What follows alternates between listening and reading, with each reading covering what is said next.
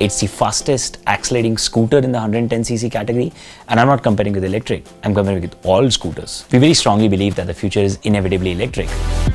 A bunch of features that were impossible to even imagine with the petrol generation. At some point, you will have options to choose multiple riding modes. You can control the top speed, you can change acceleration profiles, and this is the starting. This is just all that we can think of as a company.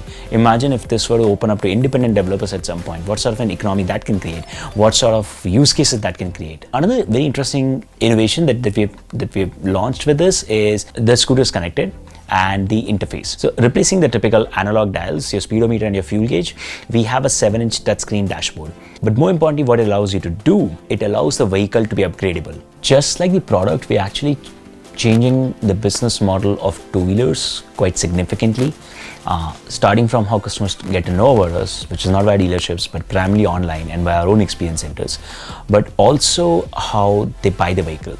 You buy the vehicle and then you got a monthly subscription plan. This is a new thing in the industry.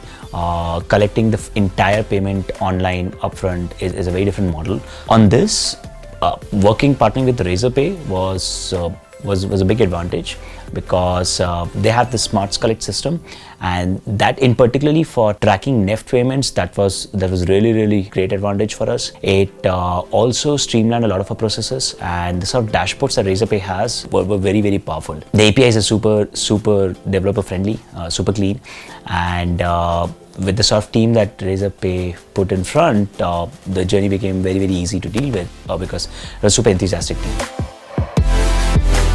Millennials are now getting into in the industry with full force, and they know no paper.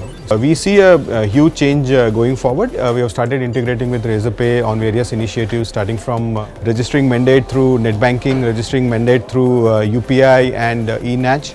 And I think we see Razorpay going, playing a bigger role in digitizing our payments.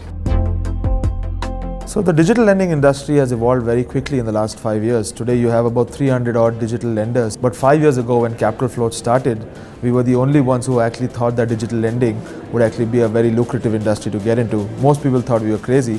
But back then the problem that we were trying to solve were really two main problems. One is the lack of access to capital.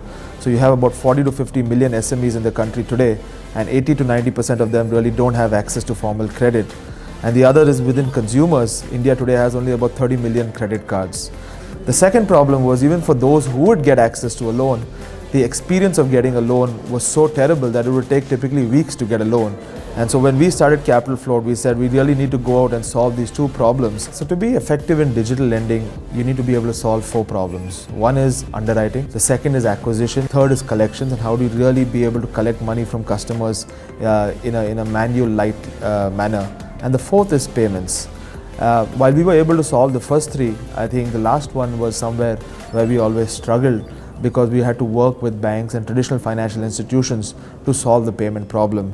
Along came Razorpay. Over the last year, we have been working with them to really be able to streamline our repayments at Capital Float, thereby allowing the borrower to pay back in any manner or form that is convenient to them.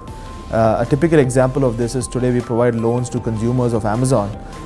While we are able to approve the customer in a matter of minutes, it is Razorpay that really helps us in creating a repayment mode for the consumer once he's at the checkout option.